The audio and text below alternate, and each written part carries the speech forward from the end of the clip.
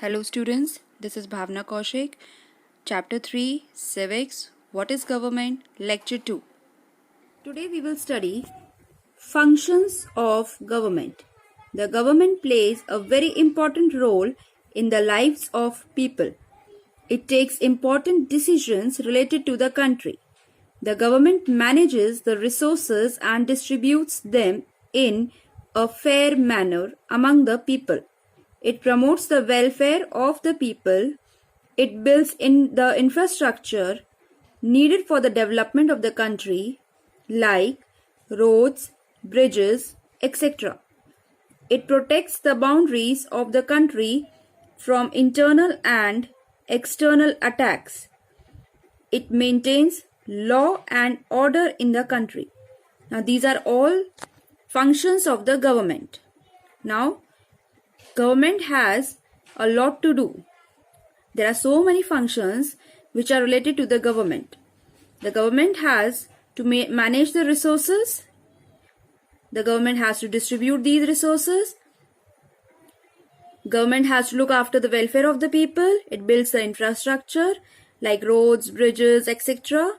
It also protects the boundaries of the country from internal and external attacks. A recent example is there in front of you all of the Chinese attack. It maintains law and order in the country.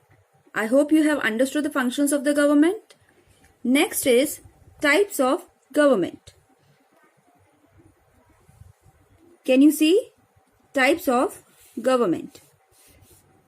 There are two major types of governments, limited government and totalitarian government. Limited government is the type of government which is constrained by constitutional law and derive its power from the people. Its subtypes are democracy and constitutional monarchy. Now children, limited government is a type of government which is constrained by the constitutional law. That means it has the power which it can derive from the people. And its subtypes are democracy and constitutional monarchy. Next is democracy can be direct or indirect. Direct democracy was followed in ancient Greek city-states.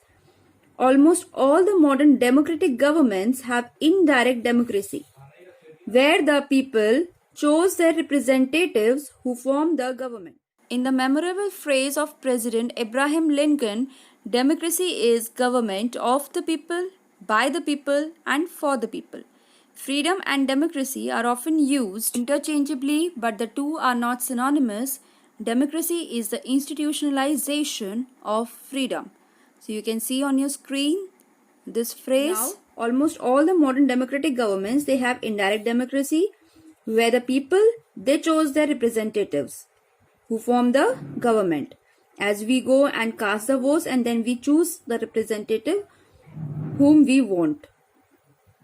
Constitutional monarchy is a type of government where a monarch rules, but he has severally limited powers and is assisted by elected officials. Now, constitutional monarchy is a type of government where a monarch, that means a king or a queen, he rules, but he has severely limited powers, not very lot of powers he or she is having. He is having a limited power, and he is assisted by the elected officials. Whatever ministers are being elected, he is assisted by those elected officials. Totalitarian government. Totalitarian government is a type of government which is arbitrary and authoritarian, deriving its power by force. Absolute monarchy and dictatorship are its subtypes. Now, totalitarian government is a type of government which is arbitrary and authoritarian, deriving its power by force. That means they derive its power by force. For example, absolute monarchy and dictatorship, to rule on someone by force. Now on your screens you can see the definition of authoritarian government. Authoritarian is of letting to or favoring blind submission to authority without thinking, just favoring someone. Next definition you can see of arbitrary. based on random choice or personal whim rather than any reason or system. A monarchy is the rule of a king or queen. If the king exercises the supreme power, she can become absolute. Dictatorship is the rule of one person or group. The ruler is not an elected leader and usually uses force to keep control. Dictatorship means to dictate someone, to have a control on someone, to rule someone. So the ruler over here is not an elected leader. He usually uses force to keep control. In a military dictatorship, the army is in control of the state. Now in military dictatorship, the army is in control of the state. Next topic is levels of government. Government in India can be found at 3 levels. The first level is the union or central government. It is the highest level and it takes decisions for the whole country. Next level is the state government. The state government takes decisions that apply only to the people living in that state. Third level is people. It is a local self-government. People who live in towns, cities and villages have the power to take certain decisions. These decisions relate to matters that directly concern them. The government that they form is known as local self-government.